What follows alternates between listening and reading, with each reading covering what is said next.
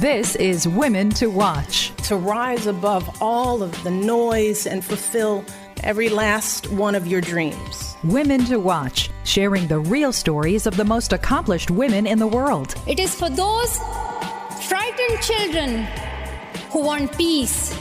It is for those voiceless children who want change. Be inspired by women from across the globe. True philanthropy comes from living from the heart of yourself and giving what you have been given. Who are encouraging more women to pursue their dreams. What I know to be true is that women were always meant to lead. And by shining a light on those doing it well today, my hope is that more women will be inspired to use their own voice. Now, here's the owner, founder, and host of Women to Watch, Sue Rocco. Good evening, everyone, and thank you so much for being with me for another week of Women to Watch. It's so great to be back. Joining me in just a moment is going to be Sheba Fideler. And Sheba is a brand strategist. She is a graphic designer, and she's also what she calls an intuitive visual translator, which I can't wait to talk to her about. We're going to be covering a lot of topics this evening, and I'm really looking forward to it. You'll also hear from our watch team, bringing you news and inspiration from their various industries, so be sure to stay with us during the breaks. And as always, feel free to visit us at womentowatch.net for all things related to the show. That's women, the number 2, watch.net, N-E-T. And be sure to sign up for the podcast and our newsletter so that you never miss a show. If you'd like to learn more about becoming a part of our on-air watch team, feel free to email Laura at womentowatch.net. And that's Laura, L-A-U-R-A, at womentowatch.net. So now I'm thrilled and honored to welcome to the show Sheba Fideler. She's the principal at Sheba Concept and Design. Sheba, welcome to the show. Thank you, Sue. I'm just delighted to be here. Well, I'm so happy to have you, and I know that you're joining us from Minneapolis. I always like to let our listeners know where our guests are from, because they're from all over the world. And I want to start with your beginning, your upbringing, and learn a little bit more about the little Sheba, the little girl, and what your dreams and aspirations were. Growing up in Iowa, I know that you were the youngest of 5. Yes. And that, right off the bat, I wonder if that was a typical time for you, being the youngest, where you were looking up to older siblings and kind of following their lead? Oh, for sure. Yeah.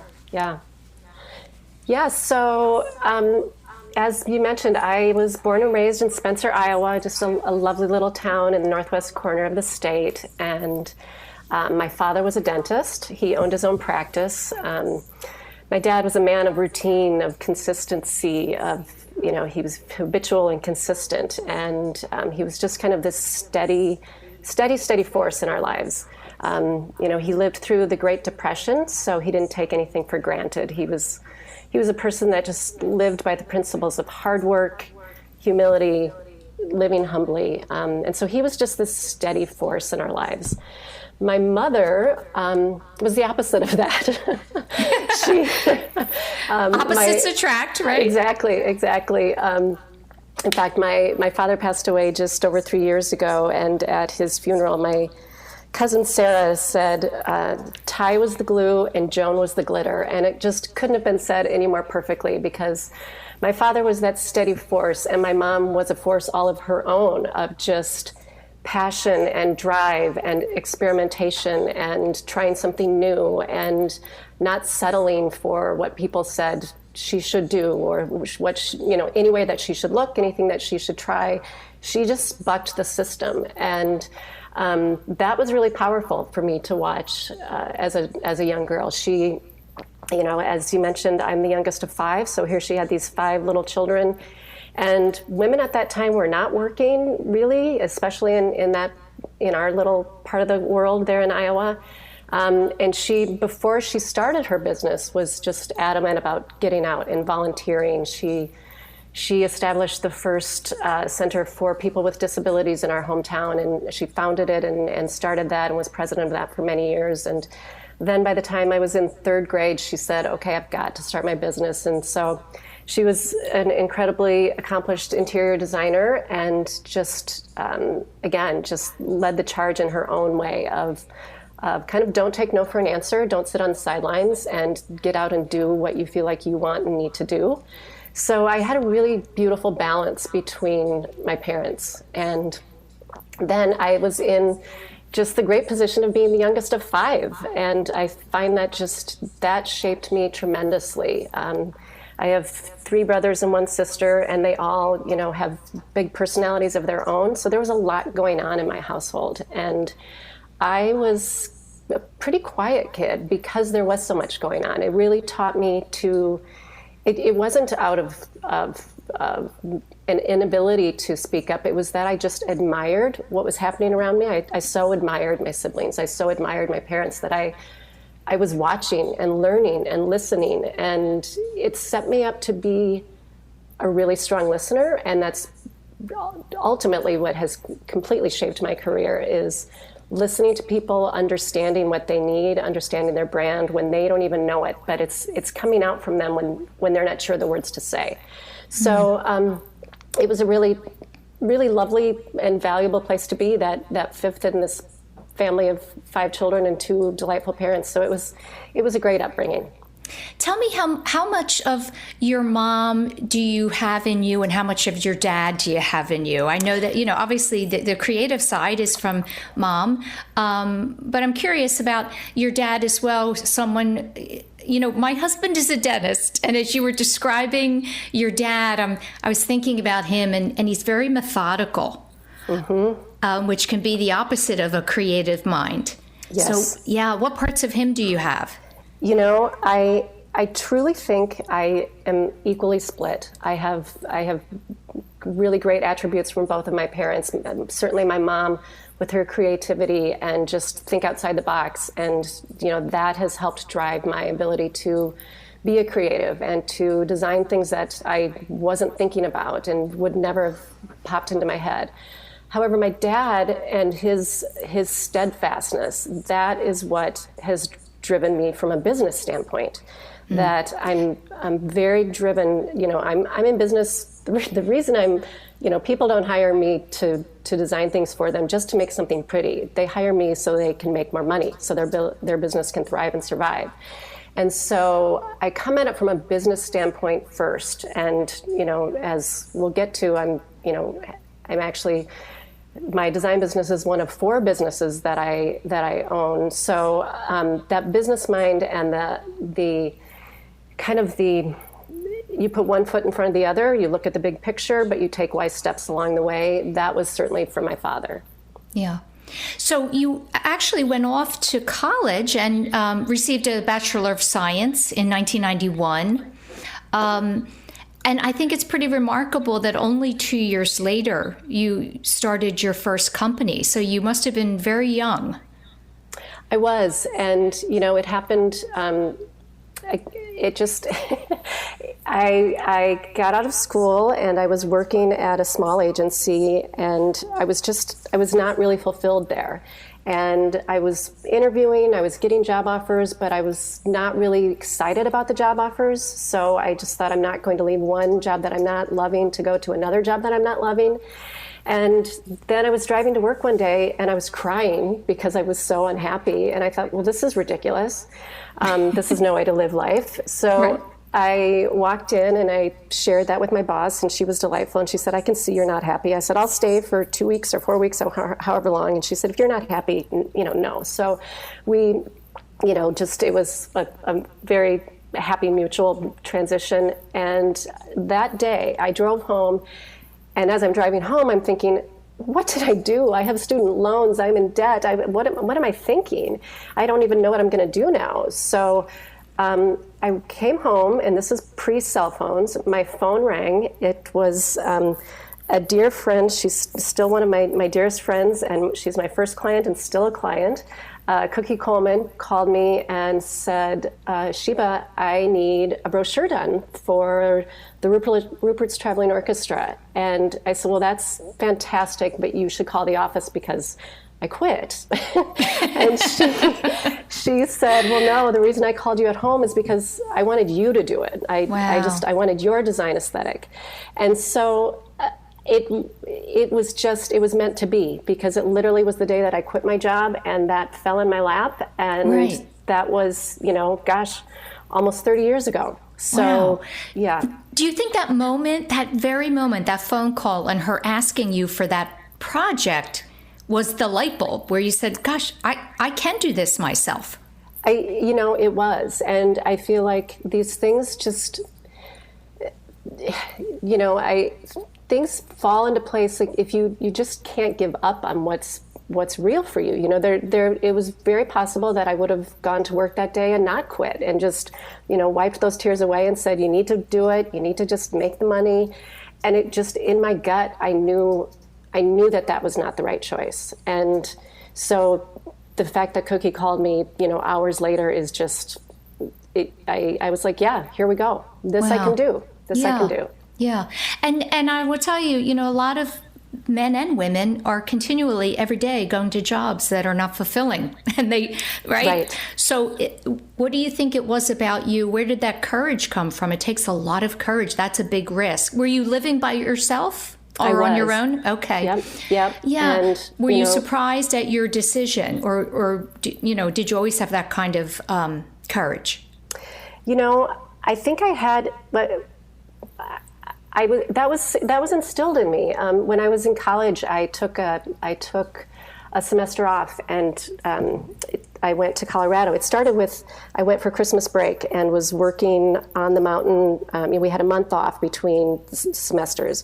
So I worked all through college, and one of my brothers was living in Colorado and said, hey, we could use some extra help on the mountain. So I was working as a photographer on the mountain during the day, and I was waitressing at night and making money and skiing every day and having a fantastic time. And at the end of the break, I was, back at the airport in Denver, ready to fly back to school. And I was on the phone with my mom, and she said, how was it? And, now as you're reflecting, I said, well, it was so fantastic. And I'm kind of wondering why I'm leaving, because I'm still not sure what I want to do. So, I was like, why am I going back to school, these student loans, when I don't know what I want to do yet? And she said, well, then, honey, don't go. And, here I'm coming from, I have siblings with law degrees and very accomplished, and, just, they had all gone to school and then gone to more school, and, just were living these very accomplished lives. And I thought, well, I'm quitting school to keep skiing and taking pictures. But, that moment really stuck with me. Like, don't do it if you're not ready to do it. And, other than the fact of it was scary, I never second guessed it. Well, I think your mom, she understood where your mindset was. And I think there's definitely a difference between creative souls, right, that are just always exploring and wondering. And I think you're a great example of going against the grain, what is expected, typical, graduate high school, go to college, get a job and work. And, that's not necessarily the right path for everyone. Exactly. Yeah. You shared with me, I always want to know my guests' personal challenges, things that really have been hard for them and how they've overcome them. And, you shared with me openly that your parents' aging and their illnesses have been very, very difficult. Can you share with our listeners what happened? Well, yeah, gosh, that if you're in the enviable position of having parents live till you are an adult, then you witness them as they start to age and their health starts to falter. And it was really challenging because there was also a lot of other things happening in my world, the other people suffering, just a lot was piling on at the same time. And I think that does happen to a lot of women of our generation when they're caretaking for parents and others, that all of a sudden it's a lot. Right. But to watch my parents, their health start to fail and to watch them be in pain and to watch, them suffering has certainly been a challenge. And as I mentioned, my father did pass 3 years ago. My mom is now in a nursing home. And she has dementia. And so, living through COVID and her being isolated, that's a whole nother thing. And it makes you grateful that I can stand outside her window and wave to her and hold my hand up to her. And the fact that she is in a place that she receives just tremendous care and love from the staff there. So, there are these things and life is going to happen, and yet you have to find the beauty and what you can be grateful for in each step of it. Yeah, it really is such a difficult time. And, I'm seeing it with all of my friends and family and colleagues. And I'm not sure what the secret is to being able to kind of roll with that phase of your life where it's a very strange, unsettling feeling that the people that cared for you your whole life now need your care. We could do a whole show on that probably. Listen, we're going to go into our first break. When we come back, I want to talk about, your first business and company and how you made that happen. Stay with us as we go into our break for our watch team, and we'll be back with Sheba Fideler. Now, the Women to Watch, Health Watch. For Health Watch, I'm Dr. Marianne Ritchie. The pandemic. What have we learned about COVID and vaccines? This morning on Your Radio Doctor, I spoke to two professors, Dr. James Baker from University of Michigan and Dr. John Zerlo from Thomas Jefferson University. The two frontrunner vaccines from Pfizer and Moderna are both about 95% effective in protecting you from death or serious complications. Of the people in the original studies, they're almost 6 months past their 2 doses. By following them routinely with blood tests, we'll learn how long immunity lasts, and we'll see if they resist COVID variants from the UK, Brazil, and South Africa. And if we need boosters, good news. Dr. Baker reports that these vaccines are easy to modify and create boosters in as short as 4 weeks. Regarding safety, there have been no deaths or serious side effects. He reports the likelihood of a serious allergic reaction is about 100 times less common than an allergic reaction to penicillin. And if you do have an allergic reaction, you must see an allergy specialist before the second shot. After the injection, you stay at the site for 15 minutes to be sure you don't have hives or wheezing, signs of allergy, which have been very rare. And if you do have a history of allergic reactions, bring your EpiPen and we'll keep you under watch for 30 minutes. Side effects can happen with the first injection, more likely with the second: fatigue, muscle aches, sore arm, fever. It doesn't seem that ibuprofen will decrease your immune response, but Dr. Zerlo suggested sticking to Tylenol for any of these symptoms. And if you don't have side effects, it doesn't mean you haven't responded. You're just lucky. If you've had COVID, you still should get the vaccine. Once you've had the vaccine, you're less likely to get COVID, but you can still spread it. So consider other people and continue to wear a mask. Antibody infusions are given with early symptoms to people over age 65 or younger people with certain risk factors. Listen to the entire show on yourradiodoctor.net. Be a mask crusader, divas. Now the Women to Watch, Legal Watch. This is Nicole Hittner at Ballard Spahr for your Legal Watch. We knew it was coming, and just this Tuesday, New York Attorney General Letitia James sued Amazon, claiming flagrant disregard for health and safety requirements during the coronavirus pandemic. On behalf of the state of New York, she accused Amazon of lax contact tracing and cleaning at both the Staten Island Fulfillment Center and the Queens Distribution Center. New York's lawsuit comes on the heels of one filed by Amazon in Brooklyn federal court, which was an attempt to preempt Ms. James from filing this suit against Amazon. Amazon argued that federal labor and safety laws take precedence over New York laws, and therefore Ms. James had no authority to sue Amazon for workplace safety violations. The Attorney General claims in her court filing that Amazon cut corners in complying with particular requirements, thereby ensuring outsized profits at an unprecedented rate of growth for the company and shareholders. It goes on to cite Amazon's financial success during the pandemic with profits of $130 billion.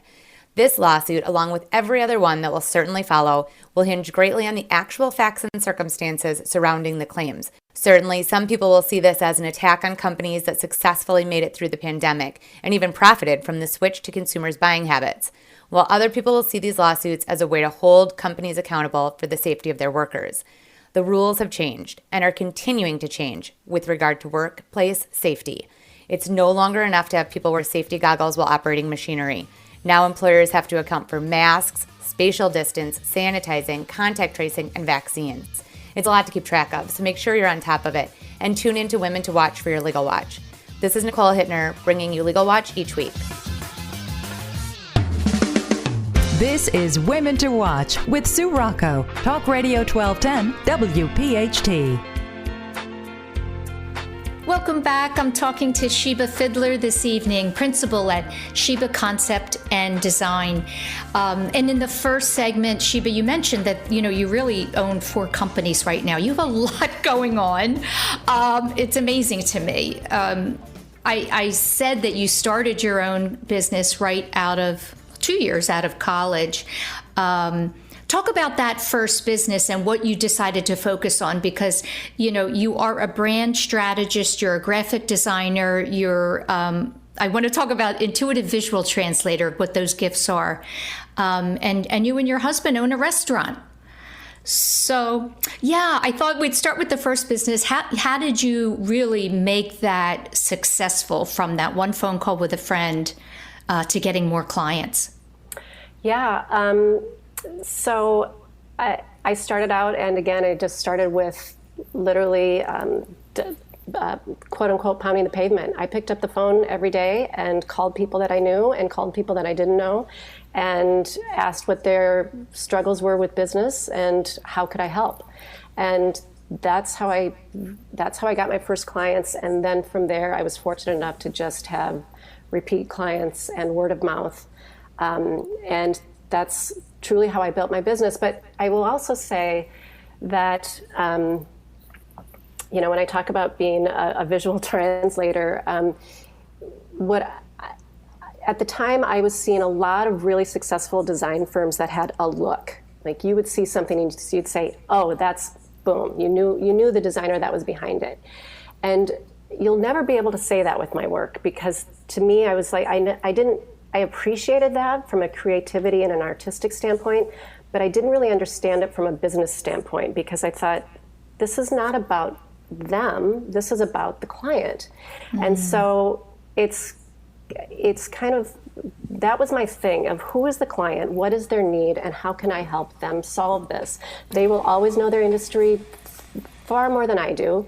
And so I glean from them what I need to know about their industry.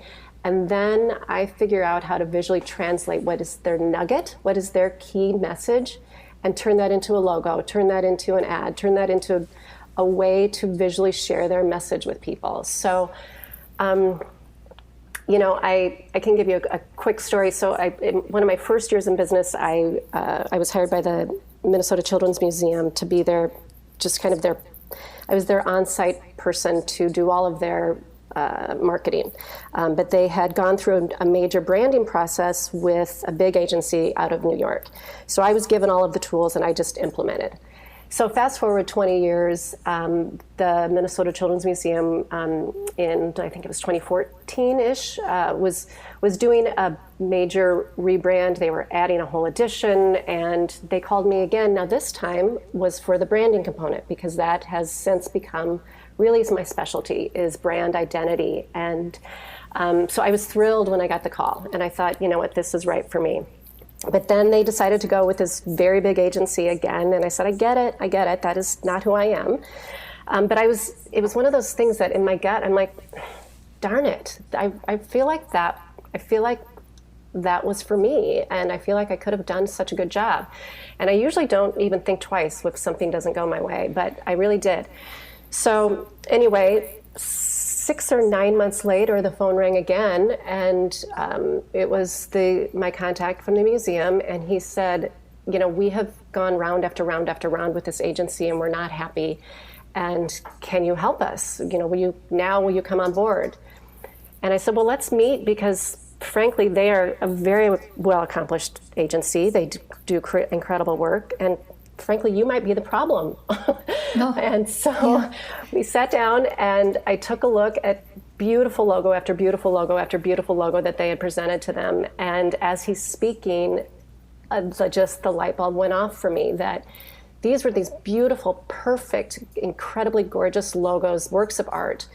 But this was the Children's Museum, which is all about play. It's not about perfection. It's not about being perfect. It's about freedom. It's about just letting kids come and be themselves and explore. And as soon as he was talking and I saw these beautiful logos, I was like, I get it. So that's really been my strength in the business, is to hear people and hear what's unique about them and find something that can then visually translate that. Wow. So I would love to know, what kinds of questions do you ask of your potential clients? Because my guess is, that's a big part of getting to the very heart of what they're looking for, is asking them the right questions.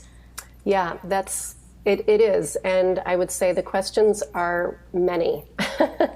Okay. It's everything from the very tangibles about what they're doing to how they approach their clients. I like to get feedback from actual customers when possible, because how they interpret the company and what they're seeing as benefits and not benefits.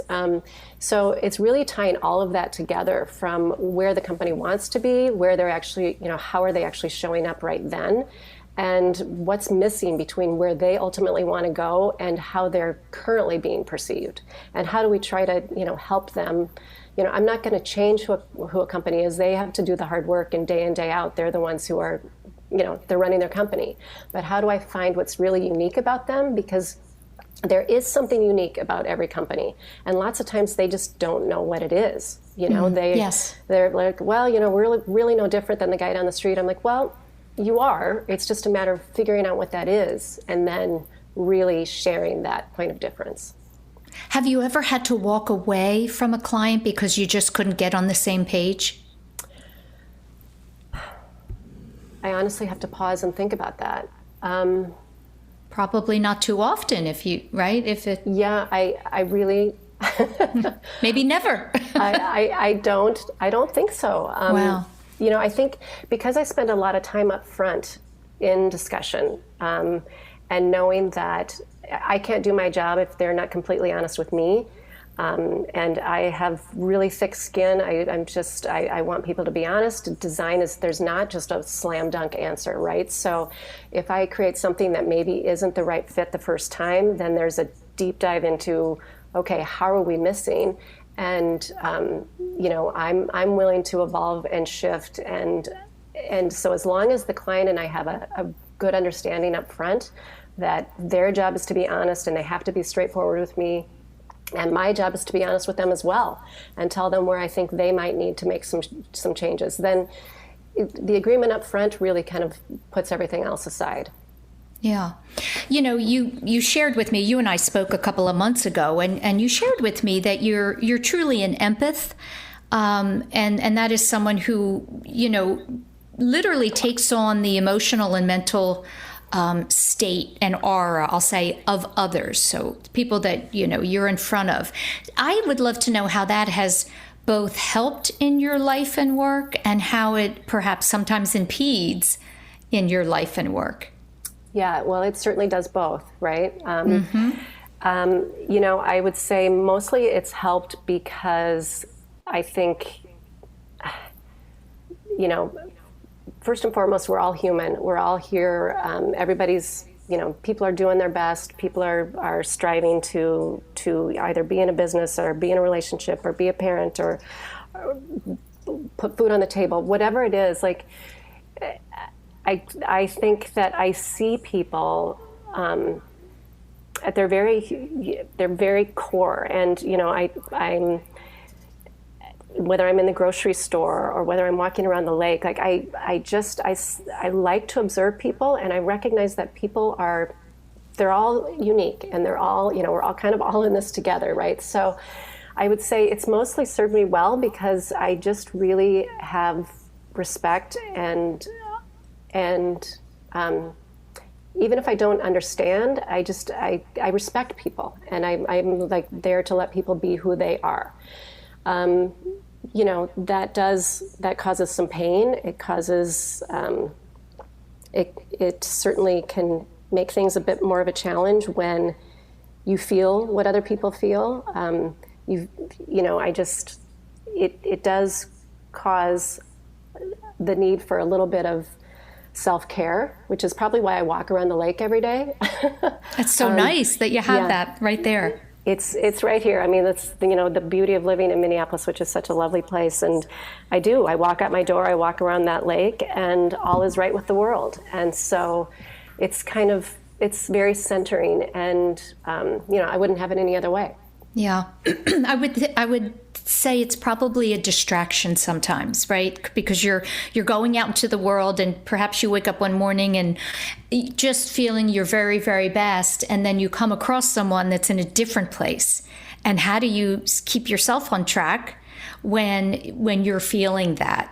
Yeah. And we will get to that when we get to business number 4, but recognizing that people are in pain, recognizing that people are hurting has certainly, that's actually what drove the need for that business. And so, it can be exhausting, it can be painful, and yet it's also really a motivator as well. Yes. So let's talk about, first of all, I want the listeners to know that the way you and I connected was your husband reached out and he sent a beautiful note. And I just love that. I often receive emails from men, whether they're partners or not, whether they're colleagues, friends, and they have a woman in their life that they just know for certain that there's someone to watch, a woman to watch. And he wrote me a beautiful note about you. And he happens to be your partner. And in 1996, you decided to launch an event production company. Tell me about that company and, how you decided to make that leap from doing the creative work that you do to now putting on these big productions, which is a lot of labor, a lot of work. Indeed they are. Well, so the production side is my husband. That's Darren is an incredible event producer. He grew up in the hospitality business, and so he has an innate understanding of people and kind of what the guest experience can and should be, and how to solve problems. So that he kind of has plans A, B, C, D, and E going into an event. So, he's so frustrated if we go somewhere and the lighting is off, or you have to wait in line for something or whatever, because he's like, and there's always a reason for it, right? Like whether you're at a restaurant or you're at an event, this happened because X, and he says, well, no, they should have thought of that, and it's little things sometimes, right? The very smallest things, that make a big difference. And sometimes people just, they put that aside and they're like, oh, whatever, we had to wait for our car for 15 minutes. He's like, well, no, you shouldn't have had to wait for your car for 15 minutes. So, the event production is really his baby. Mm-hmm. I got to partner in it in that, I would certainly help from creating invitations for events and creating signage and creating the marketing, and so staying in my wheelhouse in that area of design, marketing, and building it from that way. But he is the event impresario for sure, and so that's how that company came into being. And I'm assuming, the big question, obviously, with what has happened this past year, has thrown a big wrench into that part of the work that you do. And how, has it cut the events in half? Everything's been virtual, or what's been happening? Yeah, it really has cut them. It just put everything to a grinding halt. It wasn't like the recession that we saw, however many years ago, when it's like, okay, things slowed down. And no, this was a stop, a hard stop. But within that, because he is really well connected, he in fact got to do some really fun things for Dan Buettner, who wrote the Blue Zones and is an accomplished writer. He lives right down the street from us actually, and is a friend. And it was his 60th birthday. So in the midst of COVID, instead of doing a big 60th blowout, Darren put together 6 nights of 10 people each, and put a big tent out in Dan's front yard, which overlooks beautiful Lake of the Isles, and had, people socially distanced for these beautiful catered evenings of food and drink, but it was safe, it was outdoors, and it was a creative way to say, we can still celebrate. It's not going to be the big party, but it's going to be something that actually ended up being way more unique, with quality time with 60 people who Dan loved and adored and loved him right back. And, so it was thinking out of the box of how do we do this differently. Yeah, and sometimes that's fun, isn't it? I think that people are being surprised by the enjoyment they're getting from having to be innovative now and doing things differently than they typically have. Exactly. Yeah. Listen, we're going to go into our next break. Stay with us as I talk to Sheba Fideler, the principal at Sheba Concept and Design. Stay tuned for our Watch Team. We'll be right back. Now, the Women to Watch, Military Watch. I'm Carol Eggert, Senior Vice President of Military Affairs at Comcast NBC Universal. In honor of Washington's birthday on February 22nd, I want to touch on General George Washington. Not the man, but the art that depicts a well-known event in our history. The event is that fateful evening of December 25th, 1776, when the great general, with a winter storm lashing the Delaware Valley with sleet and snow, crossed the Delaware River to surprise the enemy on the Jersey shore. I want you to think of that famous painting by the German-American immigrant Emanuel Lutze, where Washington stands tall in a small flat boat despite jagged ice floats and rough current and brutal winds. I want to share some excerpts of a 2004 New York Times article that urged us to take a closer look. Washington's small boat is crowded with 13 soldiers. Their dress tells us that they are soldiers from many parts of America, and each of them has a story revealed by the artist's brush.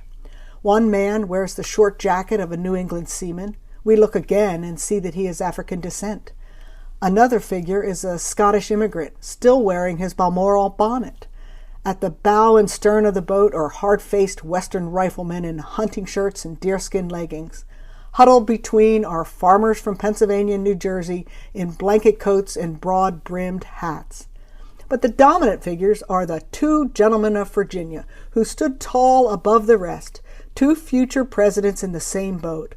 One of them is Lieutenant James Monroe, holding a big American flag upright against the storm. The other, of course, is Washington, in his continental uniform of buff and blue. He holds a brass telescope and wears a heavy saber, symbolic of a statesman's vision and a soldier's strength. Could it be that the 13 soldiers represent the 13 colonies working together for shared victory? The artist invites us to see each of these soldiers as an individual, but he also reminds us that they are all in the same boat, working desperately together against the wind and current. He has given them a common sense of mission. Numerous historians point out the many historical flaws in this painting. First, the flag is wrong. The first stars and stripes were not adopted until 1777.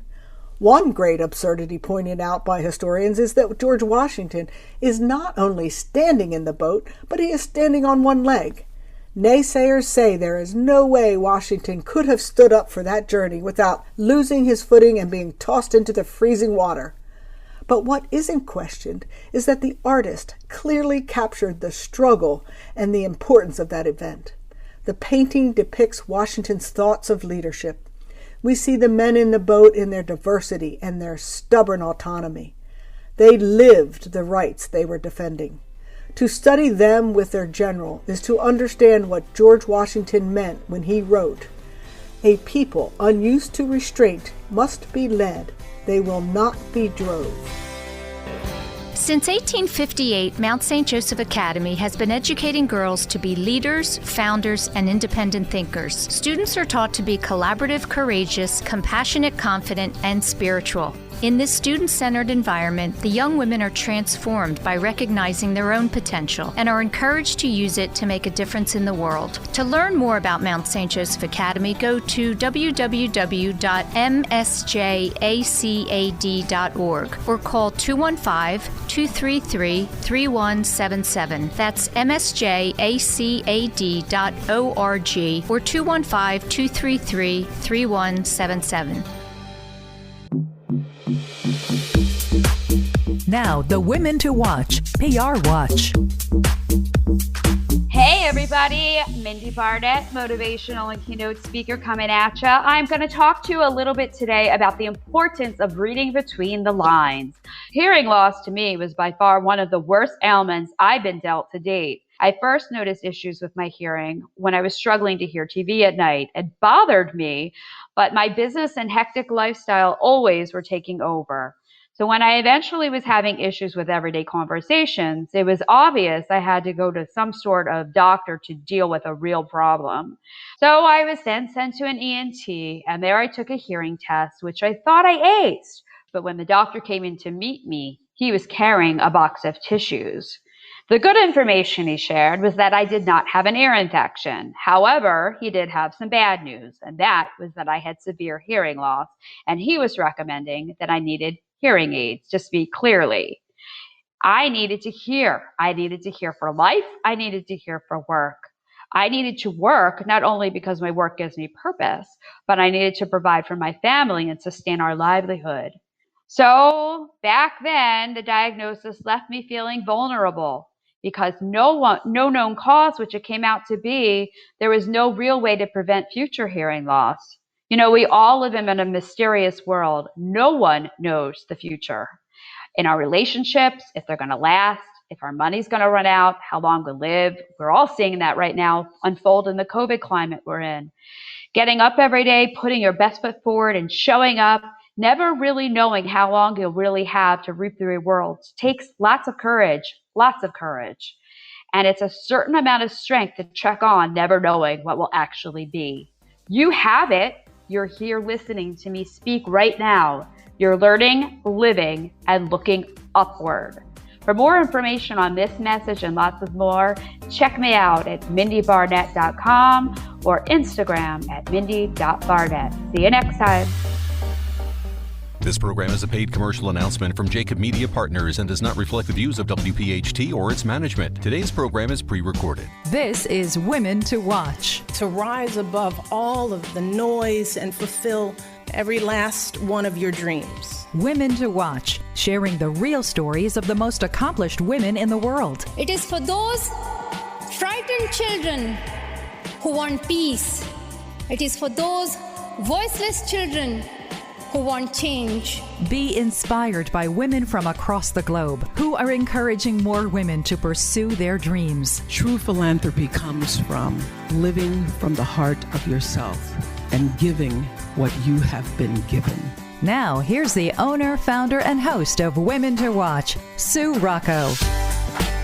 Welcome in, everyone, to another week of Women to Watch. If you were with us in the first hour, you know that I'm speaking to Sheba Fideler this evening, the principal at Sheba Concept Design. And she's done an incredible amount of work in the creative field, but also is quite the entrepreneur. And one of the other projects that you and your husband are both involved in is the restaurant that you opened in 2002 called The Sample Room, which is a local, from-scratch, small plate dining restaurant, which really was ahead of its time. I think there's a lot of that type of restaurants that have been popping up, and I wanted to know what prompted that, number one. And then I'd love for you to talk for a few minutes about your relationship with Anthony Bourdain, who most people know was quite a pioneer in the food business and sadly passed away last year. Yeah, so as I mentioned previously, my husband grew up in the hospitality business. His father owned and operated restaurants, and when Darren was a little boy, he would literally sleep on the linen bags in the kitchens of restaurants. So it's in his DNA. And he just has an innate understanding of that industry and hospitality. So he had run many places, but then, as mentioned, the event production business was full steam, and we'd always talked about doing a restaurant, but it was like, well, only if it's really, really right, because we know what a grind they can be and what a challenging industry that is. So we received a phone call from our partners who actually lived in Northeast Minneapolis, and Northeast Minneapolis in 1999, when we got the phone call, was very different than it is today. It was a pretty quiet neighborhood. The only restaurants and bars were really hole-in-the-wall bars. And they lived next door to a bar called the Polish Palace. And it was, drop ceilings, very dark, very smoky. You could play Ms. Pac-Man and, drink a Grain Belt beer, and that was the extent of it. But it was fantastic in that way, right? So our partners who lived next door, the owner of the Polish Palace was ready to get out of the business, and they Jim and Christine were interested in buying the property. But they knew they didn't know anything about restaurants. So a mutual friend put the four of us together. David Wishmeyer connected the four of us. And they were interested in the property and building something that they wanted in the neighborhood. And they knew that we could do the restaurant, establish the concept and build it and, figure out what the concept should be. What does that look like? What's the staff? How does that all come together? So that was in 1999, and it took us until 2002 to do a deconstruct and reconstruct of, again, discovered an original tin ceiling, discovered a lot of artifacts in the walls, like that kind of thing. Oh, that must have been so fun, that renovation. It truly was. And when the building was built in the 1800s, it was called the Tees Hotel and Sampler Room. Matt and Rose Tees owned the property, and they would roll the kegs over from Glick Brewery, which was next door, and sample them there. And then they had a boarding house on the second floor. And so as we were exploring different concepts and different menu options and consulting with a dear friend, Toby Neiditz, who really was helping us pull this together, one of the options was these small plates. And frankly, that's how Darren and I always have liked to eat. Like, we just would rather eat small, a little bit of this, a little bit of this, that, and try some wine and try some bourbon. And so when Toby came back with this concept and we looked at it and reflected on the original name of the building being the Sample Room, it was a natural that was the way to go. Now, we made it a lot harder on ourselves because the kitchen is kind of the size of a postage stamp, and to do everything from scratch and to have like farm to table and do small plates, which then meant there's so many more items on the menu. It was really the first few chefs said it couldn't be done, and Toby, fortunately, was the one who had the knowledge to say it can be done in this kitchen. It's just going to be a lot harder. But because that wasn't being done at the time, in 2002, people weren't eating that way, certainly not in the Midwest. And so when we opened, the Wall Street Journal came and did a feature on us, and that got picked up by Anthony Bourdain's team. And so he came to Minneapolis and kind of did a little stint on the Mall of America and, kind of like, well, there's a lot of bad food here. but then he highlighted some independence, and the last place he came to that day was the Sample Room. Wow. And, he walked in, and I won't swear on your program, but he walked in, he said, "You make your own ketchup? What are you, bleeping crazy?" And so he did a fantastic segment, and then at the end of the taping, he had about 4 or 5 hours before he needed to go to the airport. So Anthony, Darren, my dear friend Corey, and I sat in a booth and talked all afternoon and drank beer. And he was just as you think he would be. He was just down to earth, real. Just wanted to know about people, wanted to know your story. It was like sitting down with your best friend. And he and Darren especially, because they both had that restaurant background, they just were kind of like, to say soul brothers is probably a stretch, but they had the same lingo, they had the same vibe, they had the same kind of finish each other's sentence kind of a thing. So to say it was a delightful afternoon is just an understatement. And the loss of him it's painful. It's painful for so many, and for good reason, because he was a bright light.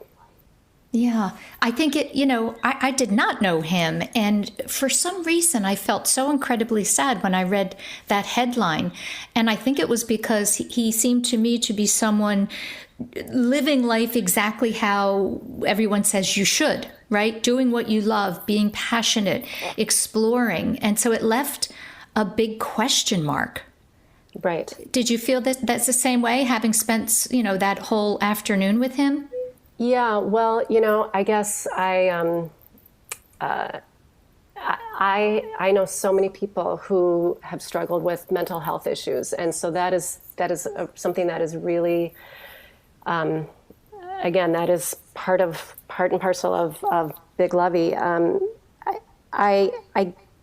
I guess I don't, to say I understand it that's a misnomer. No one understands, right? But I know so many people who have been in pain. I know so many people who struggle silently, people who are raging against it. They whether they're drinking or it's something else that just because they're in so much pain. I've witnessed it with a lot of people in my life. And so I guess I'm not surprised when it happens to anyone, because you just don't know. And a lot of people are struggling, like I said, either silently or outwardly. And I think it's something that needs to be addressed on a really big scale level, because it's tragic to me, the number of people who are in pain. Yes, absolutely. And you know what? It's a perfect transition to go into Big Lovey. In 2019, you partnered with a friend of yours, Rosie DeSimone, to launch Big Lovey, and tell our listeners all about this beautiful product and the concept behind this blanket that you decided to create. Yeah. So, as mentioned, Rosie called me in April of 2018, and Rosie's husband is a dear lifelong friend of my husband's. So that's how Rosie and I knew each other, and I had done some branding work for Todd, Rosie's husband. So she was calling me just really for help with her logo, her identity. And she called and said, Sheba, I have this idea for a company, and I can't not do it, and I can't not do it now. So I said, well, let's talk about it. So the idea was, when her kids were little, they'd have their little loveys, but they'd grow out of them. And so she's like, I would see my kids grab my big throws from the couch, but it wasn't the same. It kept them warm, but they didn't have this heartfelt connection to them. And she was like, okay, kids need to grow up with a lovey, but more importantly, the whole world needs a Big Lovey.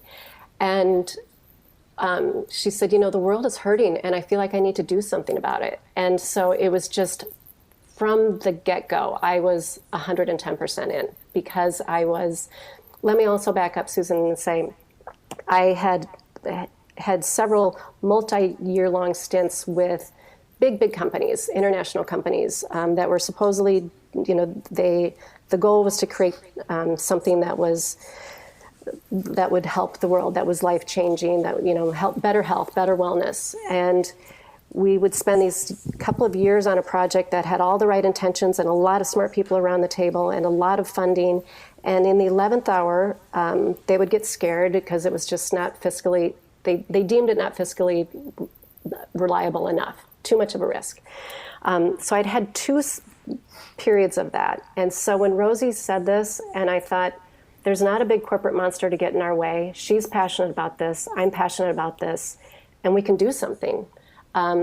So that was how it started. And instead of just doing the identity, I'm all in, and she and I are creating these blankets that are based on love and compassion. They're not just blankets. Every blanket has a positive message, and with every blanket we sell, we donate one to a child in need. So really the blankets, when you buy one, you know that you're delivering this message of positivity, again, because we all have these messages of love and hope and possibilities not embroidered on them, but emblazoned somehow, whether it's an ultra suede tag or whether it's in the feather threads.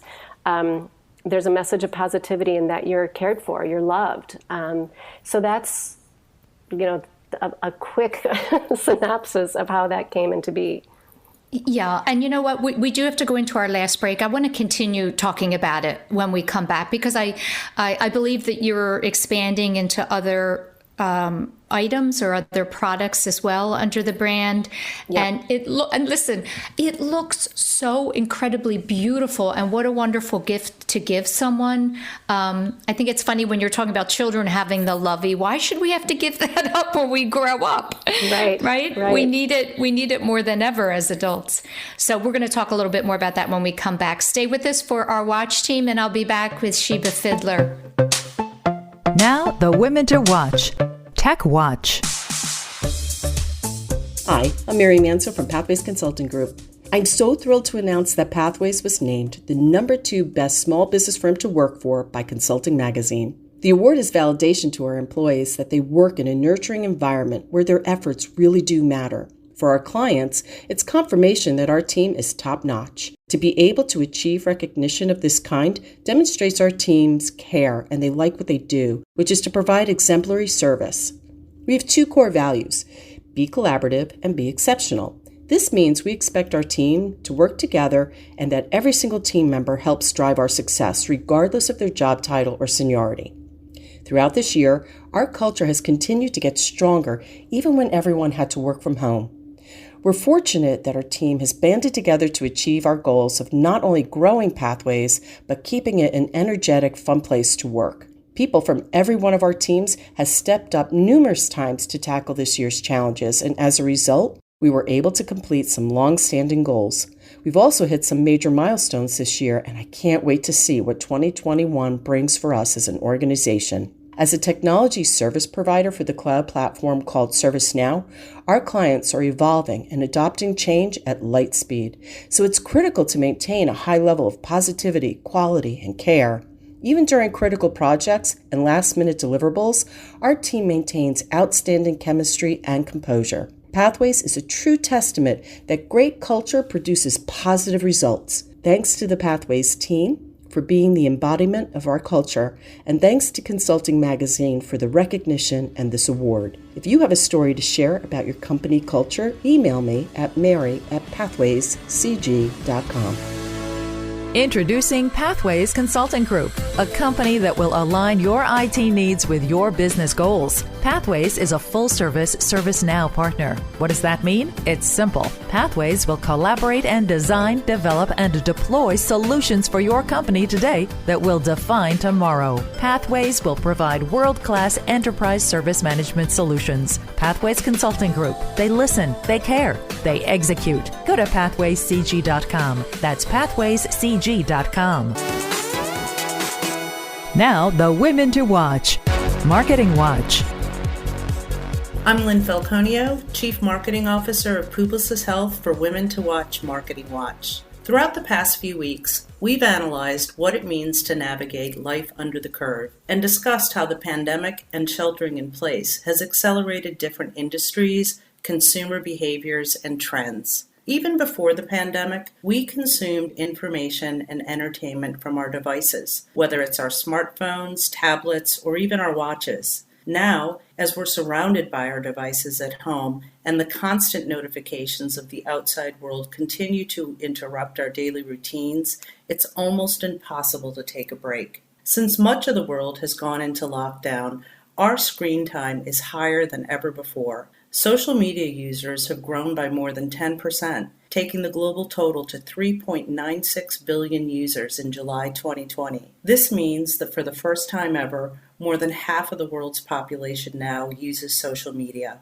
Popular video apps like TikTok are emerging quickly, especially for younger generations like millennials and Gen Z, with 41% of TikTok users between the ages of 16 and 24. But TikTok isn't just a forum to share viral dance routines and comedy skits. Experts across different industries are now using the platform to create short-form video content as a way of sharing info and reaching new audiences. For example, Dr. Rosemary Leslie, known as Dr. Leslie on TikTok, is a family medicine resident physician at the University of Minnesota Medical School. Leslie's videos range from debunking misinformation around COVID-19, sharing the effects of vaping-associated lung disease, daily health and wellness tips, and more. In a world where we must now be socially distanced from one another, rising media trends and emerging platforms like TikTok have given people a sense of community in dark times and allowed marketers to reach audiences at scale in unique ways. I'm Lynn Falconio for Women to Watch Marketing Watch, and I'll see you next time. Now, more of Women to Watch with Sue Rocco on Talk Radio 1210 WPHT. Welcome back. I'm speaking with Sheba Fideler this evening, and Sheba is from Minneapolis. She's the principal at Sheba Concept and Design, and really just incredibly busy woman doing all kinds of great things for clients, and most recently launching this wonderful company called Big Lovey, which is a beautiful, warm, soft blanket for grown-ups, I'll say. And I wanted to give you an opportunity to talk a little bit more about the other products you're going to be launching, and also the donations behind it. Tell us a little bit more about that, where they go. Sure. So blankets are they're the cornerstone of the business because blankets just inherently make you feel good. When you wrap up in a blanket, you are just literally wrapped up in warmth and love. And so we have expanded our blanket line to include, when we launched in May of 2019, we had the Angel Plush and the Infinite Chunky Knit were our two blankets. We then added the Dream Collection later on in 2019. And then in 2020, we actually, when COVID hit, we've been able to use that Dream Collection line. COVID hit and what can we do? We've got to be able to do more. And so we custom designed a Dream Collection blanket and raised funds for frontline workers in May of 2020. So we really, really what we're driven by is letting people know that they're cared for, they're loved. And so we have a lot of different give back models. With every blanket purchased, we donate one to a child in need. And we have 3 charitable partners currently. One is My Stuff Bags, which, pulls bags together with all sorts of essentials for children who are, perhaps in a hurricane or, countless situations where children are left without anything. Miracle Babies is an organization that helps children in the preemie unit. And then YouthLink is a Minneapolis-based organization, and they help young youth who are between the ages of 16 and 24. A lot of their youth lands on their doorstep on their 18th birthday when they've been in and out of the foster system, and they literally don't own anything, and they've not had proper schooling. They don't own clothes. They're homeless kids. And so to be able to give blankets to them has been an incredible honor. I would say one of the biggest, proudest moments for me so far has been we had a big donation to them last June, and George Floyd happened just a few miles from my house, and so our city was shaken to its core for sure. And so homelessness was certainly a bigger problem because of COVID and because of the riots and all that was going on. And so to be able to deliver all of these blankets to these kids in need was just, I can't tell you. A wonderful feeling. Yeah. Yeah. So yeah. I think, I don't know if I've answered your question. I kind of got off track a little bit, I think. No, not at all. So in thinking about the message behind this brand, I want to talk a little bit more about you and how you've been managing your own self and life during the past year. It's been incredibly hard for so many people, and everything has shifted to at home. Tell me, first of all, how do you manage your own anxiety? How do you manage when you put your head down on your pillow at night and there's so much uncertainty, how do you manage that? I think I manage that because I manage that with just an innate sense of belief in people and hope. I believe in the goodness of people. And so even though there's a lot of pain and there's a lot of strife, I believe in the power of coming together. I believe that innately people want to do good.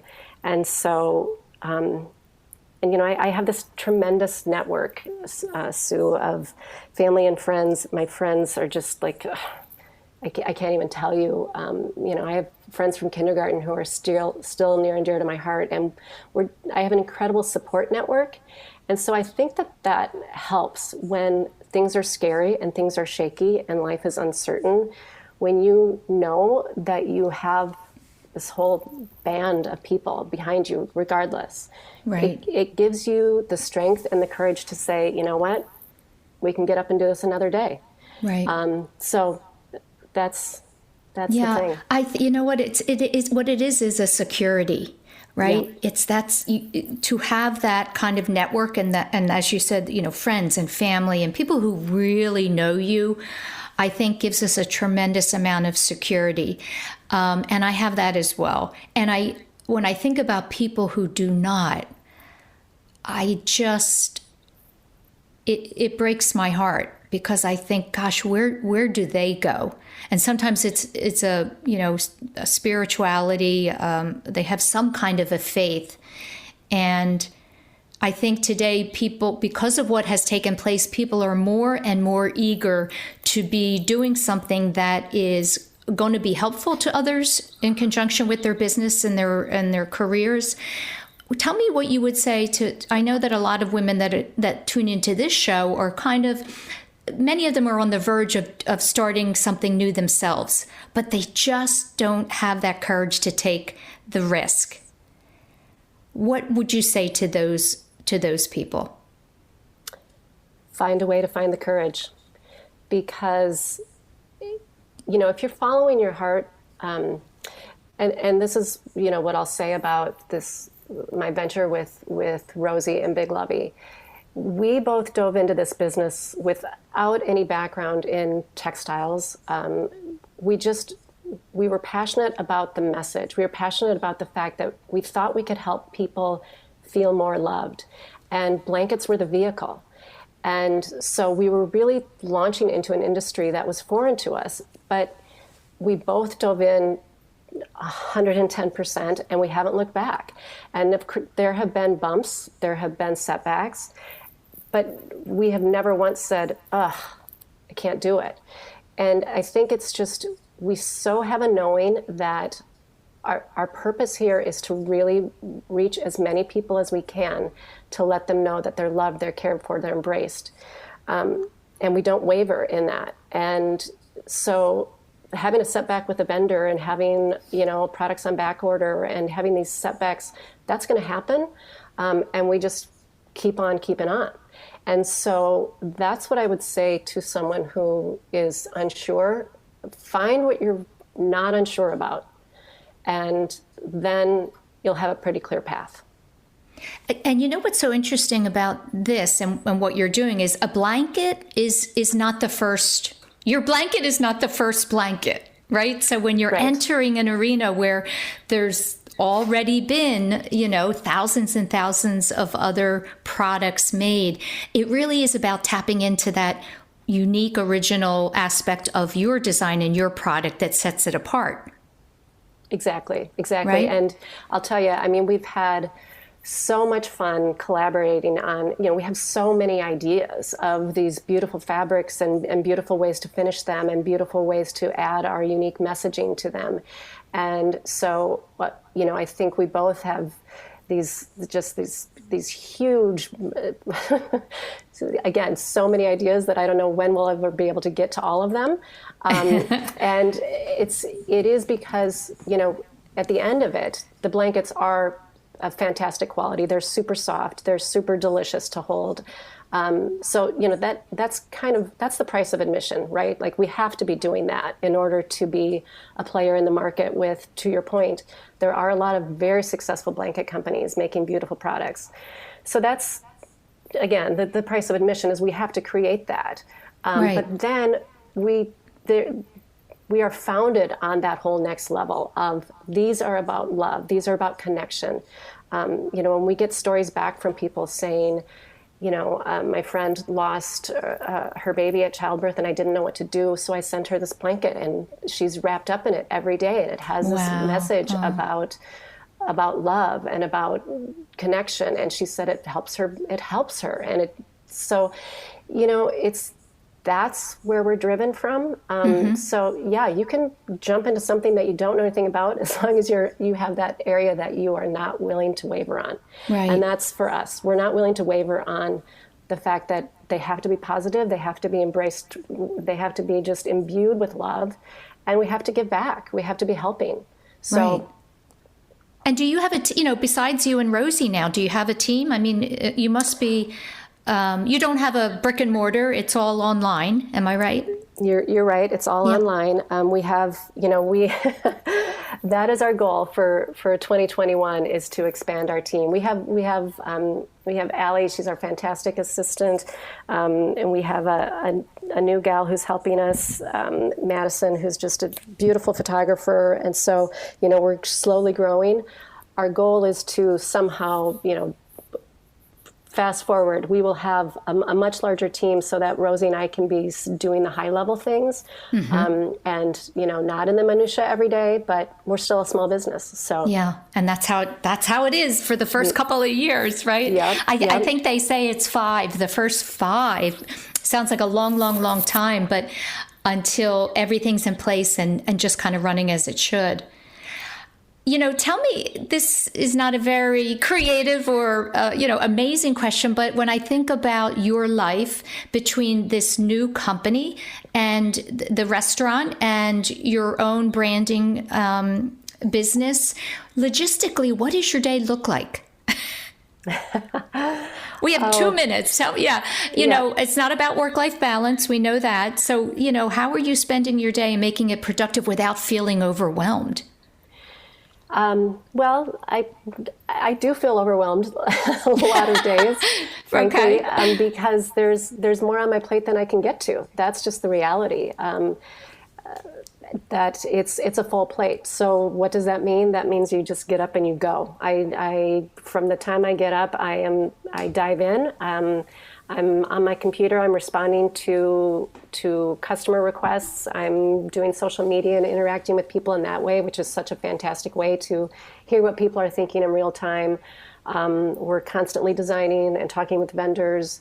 So it's a juggle. It's all day, every day is a juggle, and you kind of keep coming, the things that are immediate needs, of course you have to address those while keeping your eye on the big picture stuff. So it's a juggle, and then, like I said, the walks around the lake and a little bit of yoga keep me centered and calm, and realize that they're in due time it will all get done, right? Yeah. So yeah. I think more and more people are doing yoga, I'll tell you that. It's a common theme among my guests. Yes. Yeah. Well, listen, I'm excited for you, Sheba, and I wish you continued success. Thanks for taking time to share your story, and I'll be sure to be sharing all of your information and links to the site with our listeners. Thank you, Sue. It's truly an honor to be on your show. I'm so grateful. Thank you for your time. Now, the Women to Watch, Nonprofit Watch. Good evening, Women to Watch listeners. I'm Dr. Nakia Owens, Managing Director of Financial Empowerment at the United Way of Greater Philadelphia and Southern New Jersey. As many of you listeners are aware, it is tax season, and I want to remind you of the free tax preparation services available to you through United Way's partner campaign for working families. There are several options available to get your taxes filed with Campaign for Working Families. If you are in need of getting your taxes filed, please go to their website at www.cwfphilly.org to learn how to get your taxes filed either virtually, filed in person, or there is a drop-off option where you can visit one of the tax sites. Additionally, there are several other services and resources available to you, like establishing a bank account if you are unbanked, perhaps due to prior banking challenges. They offer second chance banking options and products. You can also receive financial counseling and coaching through United Way's partner Clarify, offered to anyone who gets their taxes filed through Campaign for Working Families. You can inquire also about how to apply for any of the 21 different benefits that you may be eligible for. So please take advantage of this wonderful resource that is available to you. And for more information, you can also visit our website at www.unitedforimpact.org or call our helpline 211 for more information. And until next time, I'm Dr. Owens, your Nonprofit Watch. Hi, Sue Rocco here, host of Women to Watch. Are you a fan of the show? If so, be sure to sign up for our podcast at womentowatch.net so you never miss a show and can listen on your own time. That's watch.net, N-E-T. Now, Women on the Fly. Hi, Sue Rocco here with our Women on the Fly segment. I'm speaking to Sheba Fideler. Sheba, how do you start your day?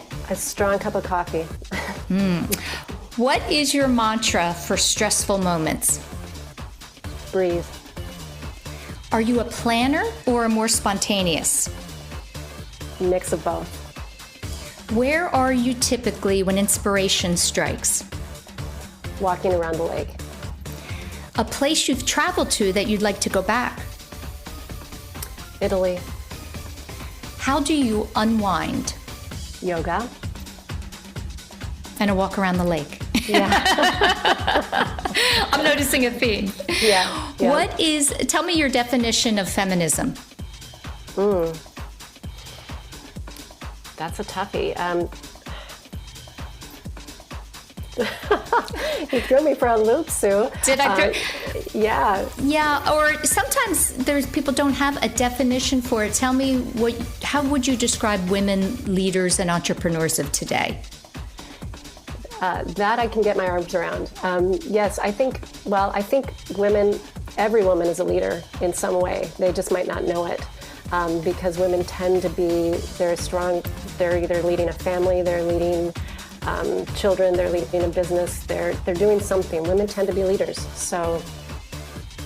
We're natural born, right? Yes. Natural born leaders. Yes. Tell me 3 words that describe you.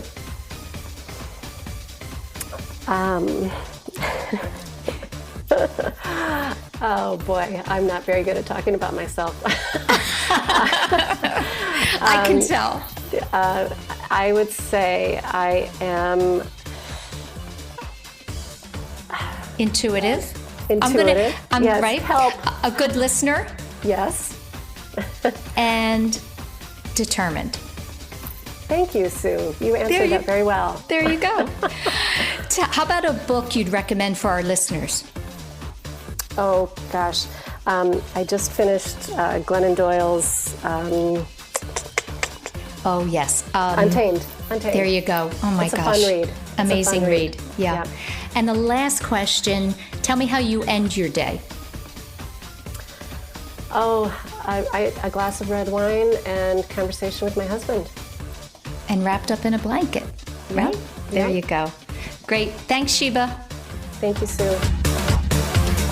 Coming up next is our Coach's Corner podcast, which is a shorter version of our weekly show and can be heard wherever you get your favorite podcast. I'm BJ Gray with this week's Coach's Corner. This week, a client interviewed me before he hired me to coach him. And his interview question was this: will you guarantee me that I will change one behavior at work if I work with you? I just want to change one behavior. And if it doesn't change, will you give me my money back? I've never had a client ask me such a provocative question. But game on. I told him, sure. After you work with me, if you don't change this one behavior, then I will give you your money back. There's so many areas that we could evolve and improve on in our life. But I like this approach of taking one thing that you want to transform and work on the one thing only. And here's some ideas that you might think of for setting an intention to change one behavior at work. Do you want to have more confidence? Do you want to stop being a people pleaser? Do you want to stop worrying about things you can't control? Do you want to stop blaming people at work or others, blaming your job or others at work?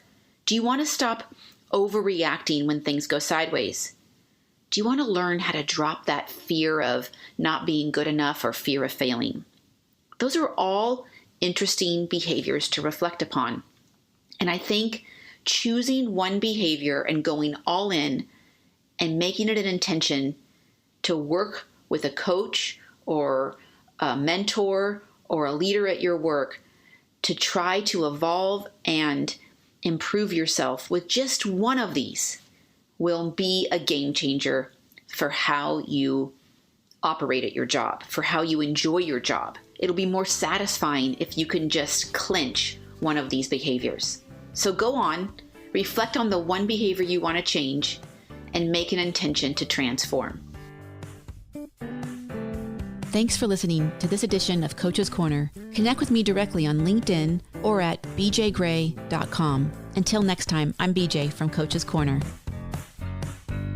That's it, everyone, for another week of Women to Watch. Stay tuned next week for our Double Dose of Inspiration show with both Ann Shockett and Mandy Price, two amazing women who'll be sharing their stories with me. Have a great week, everyone. Thanks for listening to Women to Watch with Sue Rocco, a Jacob Media production. If you're interested in learning more about the power of the radio hour, contact Joe Kraus at 267-261-34.